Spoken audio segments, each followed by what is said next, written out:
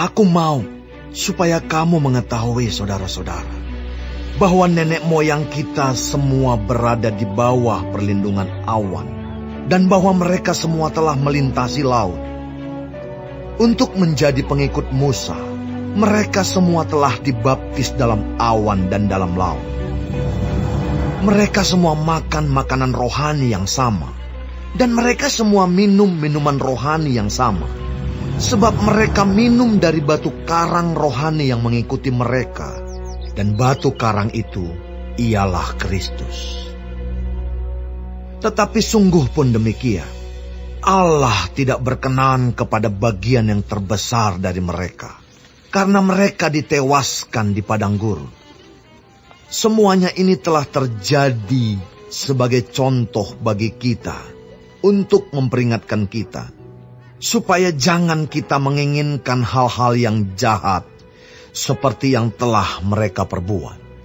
Dan supaya jangan kita menjadi penyembah-penyembah berhala, sama seperti beberapa orang dari mereka.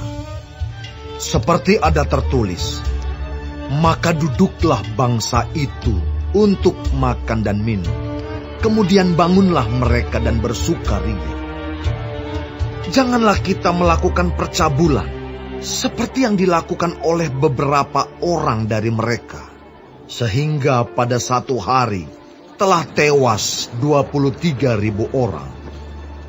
Dan janganlah kita mencobai Tuhan, seperti yang dilakukan oleh beberapa orang dari mereka, sehingga mereka mati di pagut ular.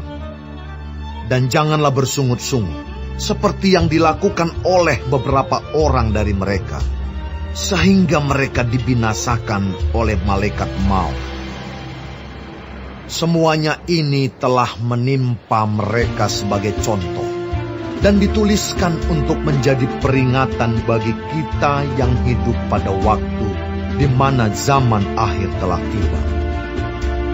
Sebab itu siapa yang menyangka bahwa ia teguh berdiri, hati-hatilah supaya ia jangan jatuh. Pencobaan-pencobaan yang kamu alami ialah pencobaan-pencobaan biasa, yang tidak melebihi kekuatan manusia. Sebab Allah setia, dan karena itu ia tidak akan membiarkan kamu dicobai melampaui kekuatanmu. Pada waktu kamu dicobai, ia akan memberikan kepadamu jalan keluar, sehingga kamu dapat menanggungnya. Karena itu, saudara-saudaraku yang kekasih, jauhilah penyembahan berhala. Aku berbicara kepadamu sebagai orang-orang yang bijaksana. Pertimbangkanlah sendiri apa yang aku katakan. Bukankah cawan pengucapan syukur yang atasnya kita ucapkan syukur adalah persekutuan dengan darah Kristus? Bukankah roti yang kita pecah-pecahkan adalah persekutuan dengan tubuh Kristus? Karena roti adalah satu, maka kita sekalipun banyak adalah satu tubuh. Karena kita semua mendapat bagian dalam roti yang satu itu. Perhatikanlah bangsa Israel menurut daging. Bukankah mereka yang makan apa yang dipersembahkan mendapat bagian dalam pelayanan mezbah? Apakah yang kumaksudkan dengan perkataan itu? Bahwa persembahan berhala adalah sesuatu? Atau bahwa berhala adalah sesuatu? Bukan. Apa yang kumaksudkan ialah bahwa persembahan mereka adalah persembahan kepada roh-roh jahat, bukan kepada Allah. Dan aku tidak mau bahwa kamu bersekutu dengan roh-roh jahat. Kamu tidak dapat minum dari cawan Tuhan dan juga dari cawan roh-roh jahat. Kamu tidak dapat mendapat bagian dalam perjamuan Tuhan dan juga dalam perjamuan roh-roh jahat. Atau maukah kita membangkitkan cemburu Tuhan? Apakah kita lebih kuat daripada Dia? Segala sesuatu diperbolehkan, benar, tetapi bukan segala sesuatu berguna. Jangan seorang pun yang mencari keuntungannya sendiri, tetapi hendaklah tiap-tiap orang mencari keuntungan orang lain.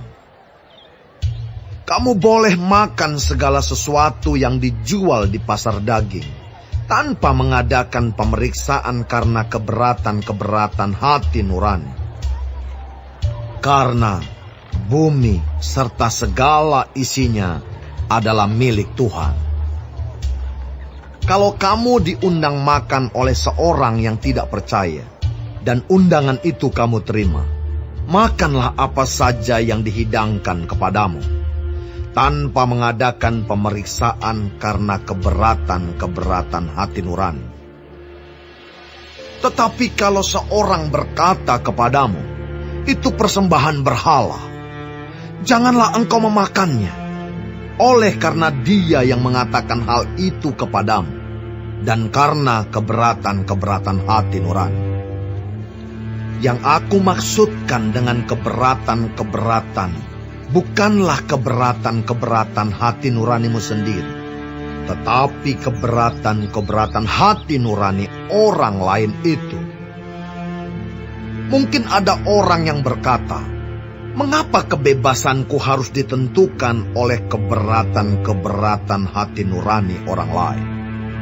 Kalau aku mengucap syukur atas apa yang aku turut memakannya, mengapa orang berkata jahat tentang aku karena makanan yang atasnya aku mengucap syukur?